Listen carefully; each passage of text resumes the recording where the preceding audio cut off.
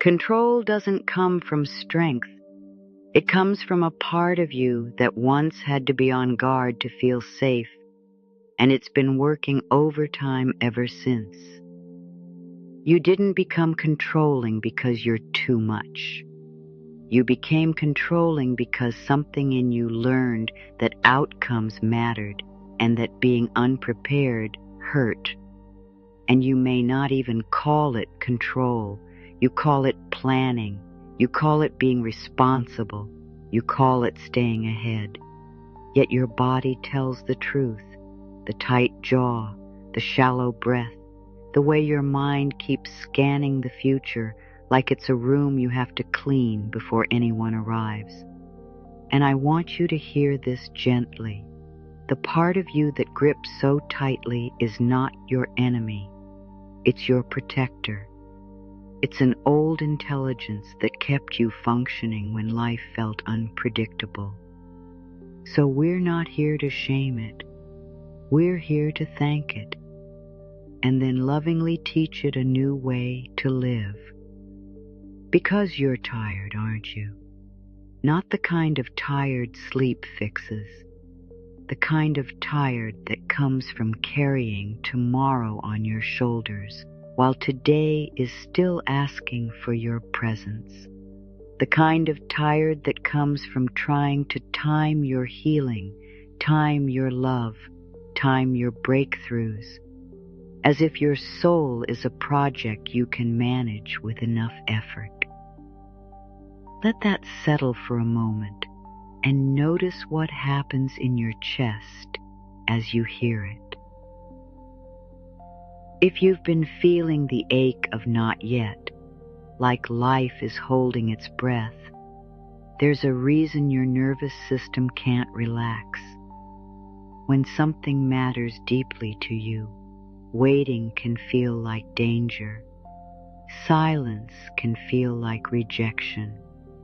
A closed door can feel like the universe saying no, when really it might be saying, not like this, or not from this place inside you. Have you noticed how your mind tries to make waiting productive? You research, you optimize, you replay conversations, you rewrite your plans, you tell yourself you're being proactive, but underneath, it can feel like desperation dressed in competence. And maybe you've tried the spiritual answer: surrender, trust, divine timing. But no one told you what to do with your hands while you're surrendering. No one told you what to do with your nervous system when it's buzzing with urgency. No one told you how to trust without abandoning yourself. So we're going to make this usable. Right now, just check in with your shoulders. You don't have to change them. Just notice if they're lifted, braced, holding.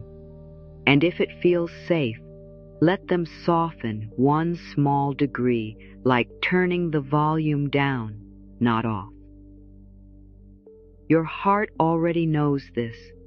Control is an attempt to create certainty in an uncertain world.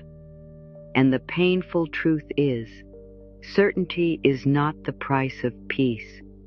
Peace comes from being in relationship with life instead of trying to dominate it. What if divine timing isn't about waiting longer, but about becoming more aligned than your old self could tolerate? If timing is only delay, then waiting feels like punishment.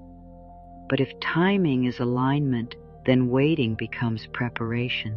Not preparation like work harder, preparation like become spacious enough to receive what you've been asking for.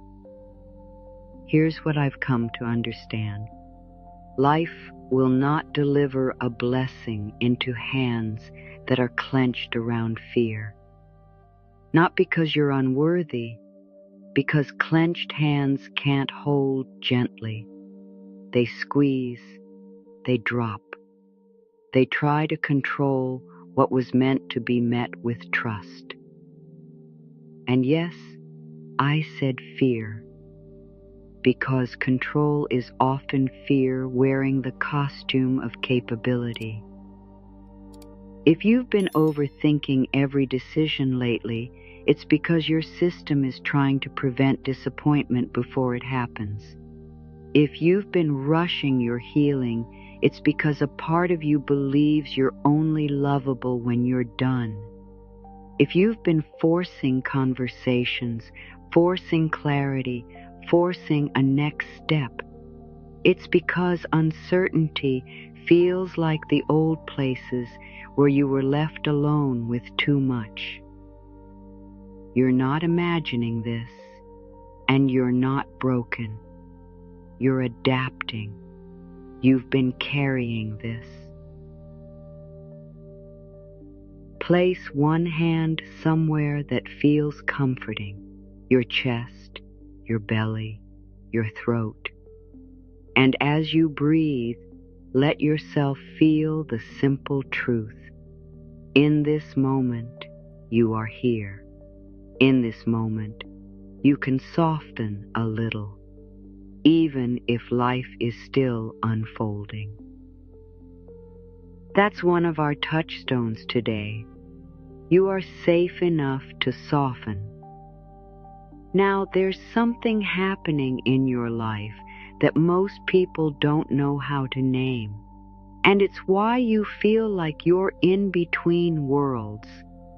But first, you need to see how control actually works inside you. Control usually has a few disguises. One is hyper-responsibility. You feel responsible for everyone's emotions, everyone's comfort, everyone's outcomes. You anticipate needs before they're spoken, and then you call it love, even when it drains you. Another is constant scanning. Your mind keeps checking. What's the next problem? What's the next step? It's like you're standing on the shore watching the sea, the ocean, trying to predict every wave so you don't get pulled under. Another is spiritual performance. You try to do it right. You worry if you're aligned enough. You blame yourself for delays as if your soul is failing a test. Do you see how exhausting this is? And do you see how innocent it is? This is a part of you trying to love you, using old methods. There's a difference between surrender that heals you and surrender that shuts you down, and your body will tell you which one you're choosing. Resignation feels heavy. It collapses you. It says, fine, whatever, and it leaves you numb. True surrender feels spacious. It doesn't remove your desire. It removes the chokehold. It says, I'm available for what's true, and it keeps your heart open. So when you hear trust divine timing, I don't want you to translate it as stop caring. I want you to translate it as stop strangling what you care about. Let that land fully. Now remember what I mentioned about being in between worlds. Here is the piece that changes everything. Control is often a response to not trusting yourself. Not trusting life, yes, but also not trusting that you can meet life. Not trusting that if the plan changes, you will adapt. Not trusting that if someone leaves, you will survive. Not trusting that if you choose wrong, you can choose again. And your soul is trying to rebuild that trust in you. This is why divine timing can feel frustrating, because it's not only about the external event arriving, it's about the internal capacity being ready. Have you ever noticed how sometimes you got what you wanted and it didn't feel like you thought it would? The relationship you chased that made you anxious, the job you forced that drained you, the opportunity you demanded that arrived with a cost you weren't prepared to pay. That wasn't because you manifested wrong. That was because timing matters, readiness matters, and sometimes what you call delay is actually love. Divine timing is not delay, it's alignment. That's our second touchstone. Divine timing is not delay, it's alignment. And I know there may be something in you that wants to argue. But I've waited long enough. But I'm getting older. But I can't put my life on hold. I hear you. This is important to hear. Trusting divine timing does not mean you stop moving. It means you stop forcing. There is movement that is aligned and movement that is anxious. Aligned movement feels like a steady current under you. Anxious movement feels like thrashing in the water, trying to get to shore faster while exhausting yourself. So how do you tell the difference? Before you take the action, ask your body, is this coming from expansion or contraction? Expansion doesn't always feel comfortable, but it feels clean. It feels like you're choosing, not reacting. Contraction feels urgent. It feels like you can't breathe until you do the thing. It feels like you're trying to escape discomfort rather than follow truth. And if you can't tell, that's okay. That's not a failure. That's information. It means you need a pause, not a push. Feel your feet for a moment, the weight of them, the contact with he ground, the way the earth receives you without asking you to prove anything. Your body already recognizes this truth. Support is allowed. Now bring your attention to what control is actually afraid of, because once you name it, it loses some of its power. Control is afraid of disappointment. Control is afraid of abandonment. Control is afraid of being seen as foolish. Control is afraid that if you don't manage everything, you'll be at the mercy of chaos. And yes, many of us have known chaos. Many of us have lived through seasons where life changed overnight, where people didn't keep promises, where stability was not guaranteed. So of course, you learned to grip. This hasn't been an easy journey for you. So many souls are carrying this exact pattern right now, feeling exactly what you're feeling. And yet here you are, still listening, still willing to open, still longing for a different kind of peace. That takes immense courage. Here's what I want to offer you. Control is often a form of grief avoidance. Because if you let yourself soften, you might have to feel how much you care. You might have to feel the tenderness of wanting something you can't command. You might have to feel uncertainty without trying to fix it. And that tenderness is not weakness.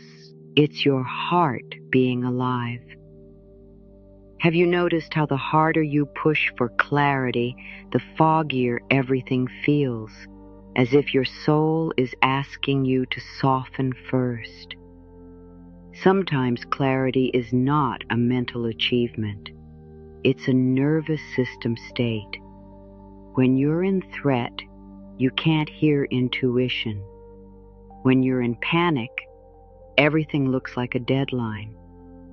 When you're in control mode, you interpret divine timing as a problem to solve. So the first practice of trusting timing is not waiting. It's regulating. It's returning your system to a place where wisdom can speak. Try this with me gently. Inhale a little slower than usual. Exhale a little longer than usual. No forcing, just lengthening. Like you're telling your body, we're not being chased. And then ask yourself, what am I afraid will happen if I don't control this? Let the answer be honest, and then with compassion respond to that part of you. I hear you, and I'm here with you. Now, I promised something earlier. The reason you feel like you're in between worlds, here it is. When your frequency changes, the old timeline can't hold you anymore.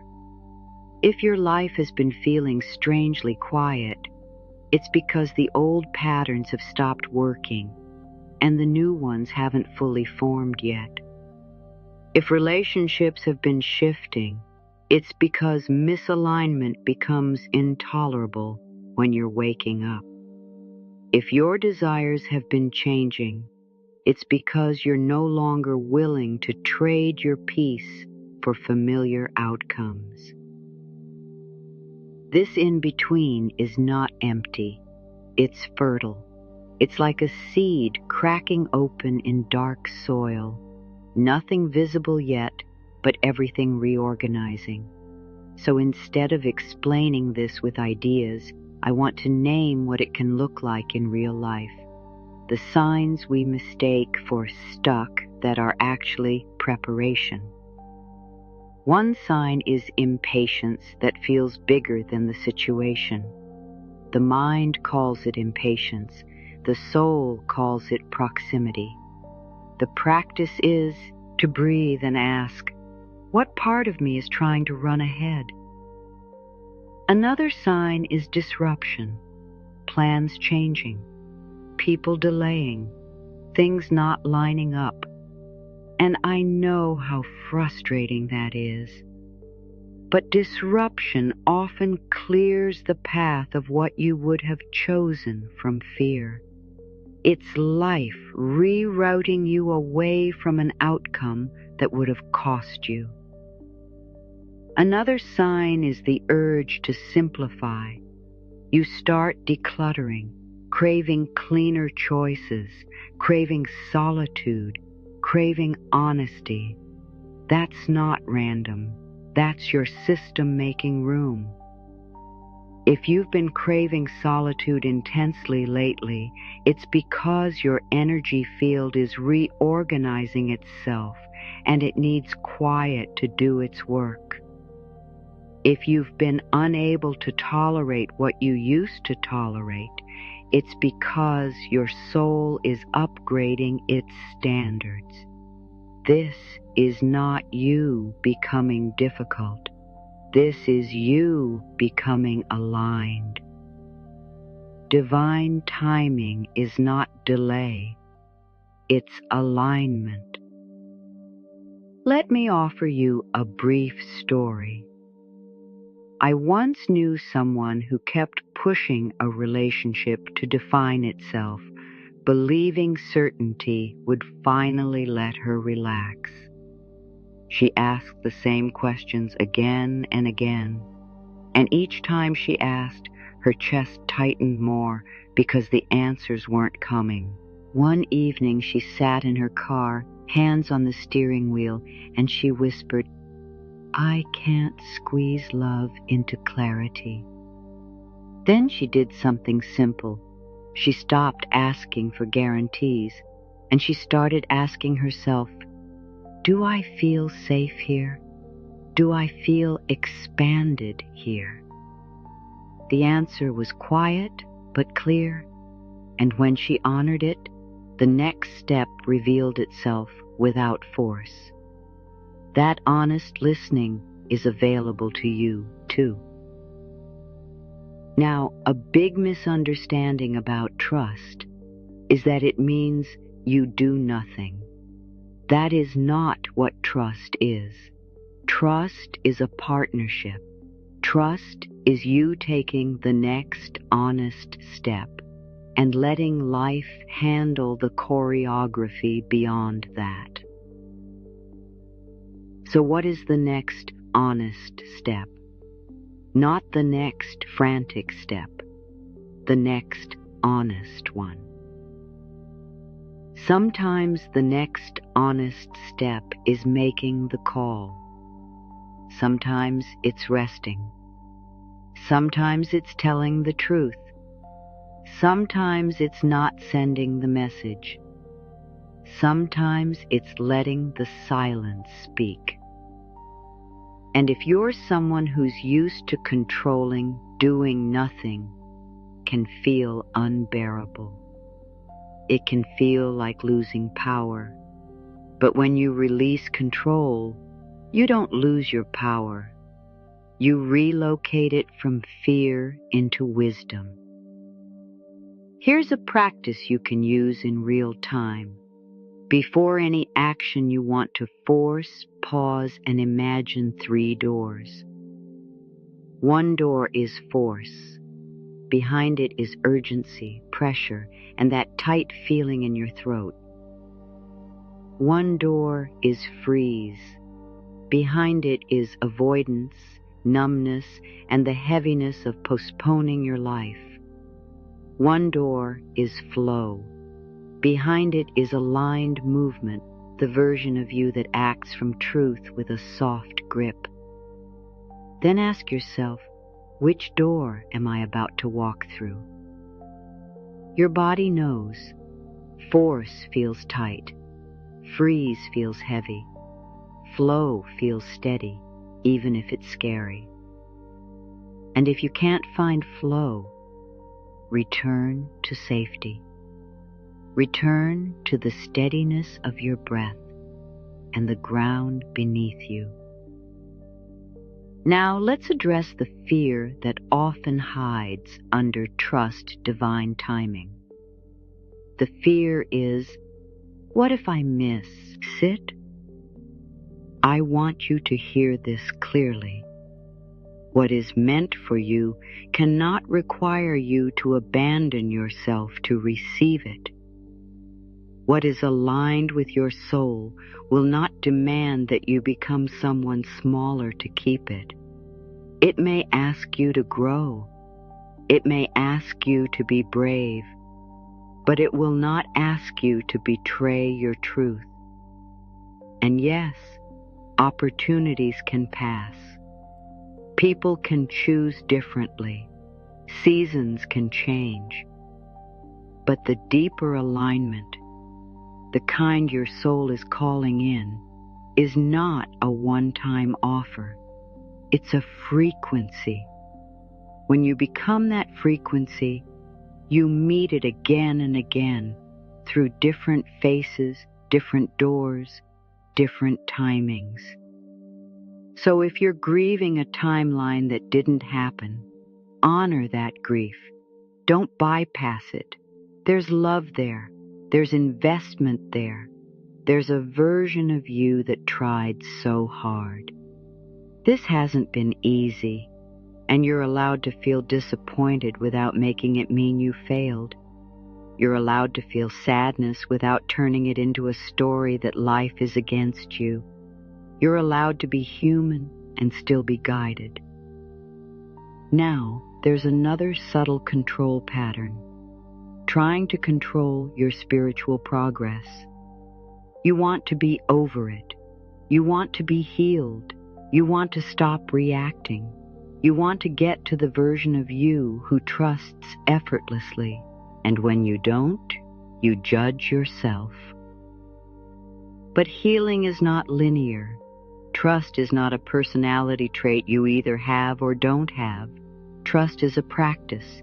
It strengthens through small moments of choosing softness. So if you fall back into control this week, that's not proof you can't surrender. That's proof you're learning. Notice how your breath is moving right now. Notice if you're holding it. And if you are, let the exhale be a little longer, like releasing a fist you didn't realize you were making. Your soul is not asking you to stop being responsible. It's asking you to stop being the entire universe's manager. There's a sacred humility in trust. It says, I will do my part, and I will let life do its part. It says, I can be devoted without being desperate. And here is a truth that can feel tender. Sometimes divine timing is also protection. The thing you wanted so badly at that time, you might not have been safe inside it. Not because you're incapable, but because the version of you then would have overgiven, overworked, overattached. You might have lost yourself trying to keep it.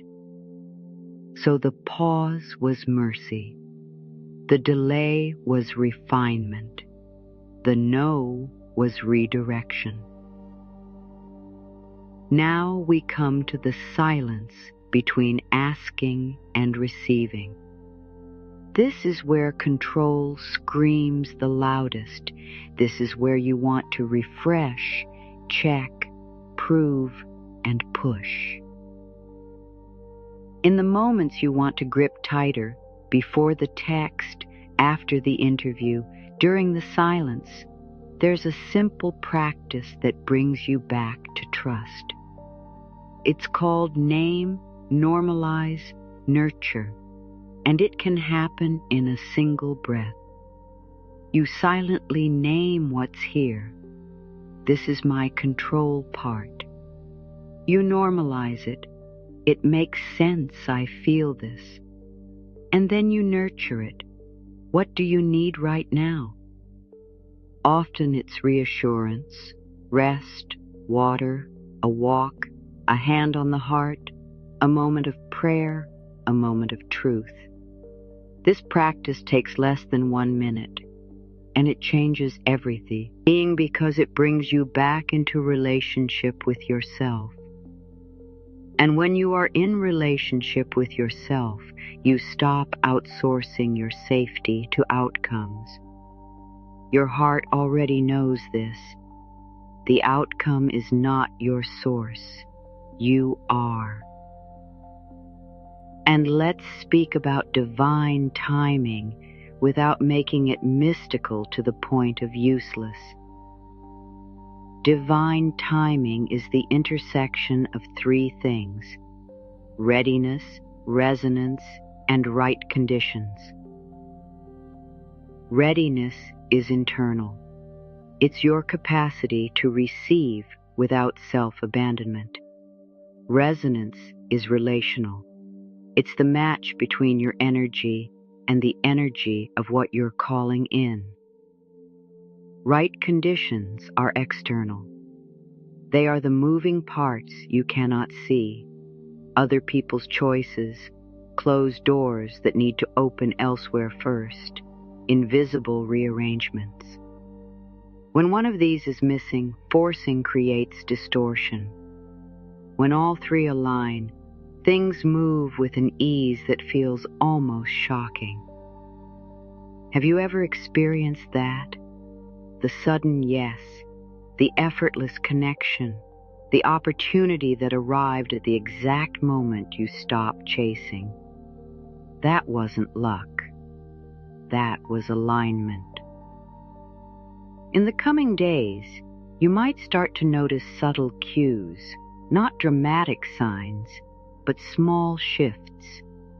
A calmer no, a clearer yes, an unexpected ease after you release a grip. Pay attention to those. They are life teaching you trust. And when your mind tries to bargain, okay, I'll trust if you show me the plan. Smile gently at that. That's the control part, trying to negotiate. You don't have to fight it. You can return to what's true. You are safe enough to soften. Now there's an important distinction between trusting timing and tolerating misalignment. Trusting timing does not mean staying where you are diminished. It does not mean waiting for someone to become available while your heart is starving. It does not mean accepting crumbs and calling it faith. Divine timing never asks you to abandon your worth. So if you're waiting, check this. Are you waiting from wholeness or from scarcity? Waiting from wholeness feels like, I'm open and my life is full. Waiting from scarcity feels like, I can't live until this happens. If it's scarcity, don't judge yourself. Just tend to the place that feels empty. Fill your own cup. Tell yourself the truth. Make your life beautiful now, not as a reward, but as a foundation. Because when you create safety and fullness in your present, you stop gripping the future. And when you stop gripping, the future can meet you. Think of it like holding water in your hands. If you squeeze, it slips through. If you cup your hands gently, it stays. Your desires are like that. They want to be held with gentleness, not pressure. Divine timing is not delay, it's alignment. Bring this into your day-to-day life. If you're waiting for a message and you feel your stomach tighten, practice name, normalize, nurture, then choose one nourishing action that anchors you in the present. If you're waiting for money to shift, breathe and ask, what is my next honest step? Then take it without panic. If you're waiting for clarity in a relationship, ask, what is true in my body when I imagine staying as is? And what is true when I imagine honoring my worth? The body answers with contraction or expansion. Trust that. If you're waiting for your purpose to reveal itself, consider that purpose is often a series of honest steps, not one thunderbolt. In the coming weeks, you may notice that what lights you up is quieter than you expected. A conversation, a skill, a small act of service. Follow that. And if you're in a season where nothing seems to move, let yourself consider this. Stillness is also movement. Roots grow in the dark. Integration happens in pauses. You are not behind. This is important to hear. You are not behind. Sometimes the most spiritual thing you can do is stop rushing yourself as if you're a problem. Now I want to return to the part of you that believes control is protection. We're not taking protection away. We're upgrading it. New protection looks like boundaries instead of micromanaging. New protection looks like discernment instead of suspicion. New protection looks like self-trust instead of outcome addiction. If you've been feeling tired of trying to figure it out, it's because your soul is moving you from mental control into embodied knowing. That shift can feel uncomfortable because you can't think your way into trust. You can only practice it. So practice gently. Practice in small places. Practice by not checking one more time. Practice by waiting 5 minutes before responding. Practice by resting without earning it. Practice by saying, I don't know yet, and I'm still okay. Practice by taking the next honest step and letting the rest unfold. And when you forget, when you grip again, when you spiral again, meet yourself with kindness. Say, oh love, we're scared, and breathe.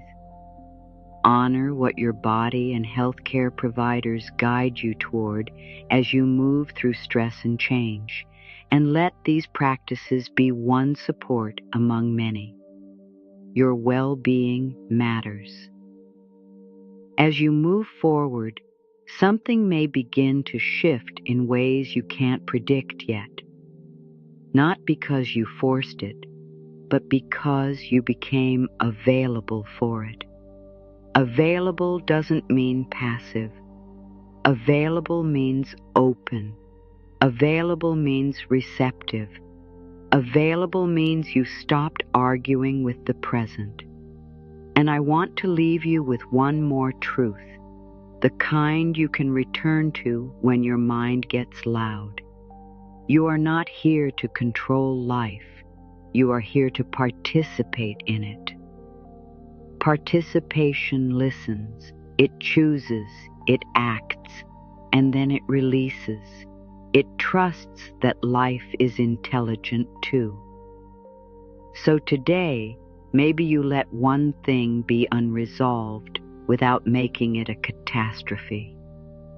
Maybe you let one door remain closed without pounding on it. Maybe you let one not yet be holy.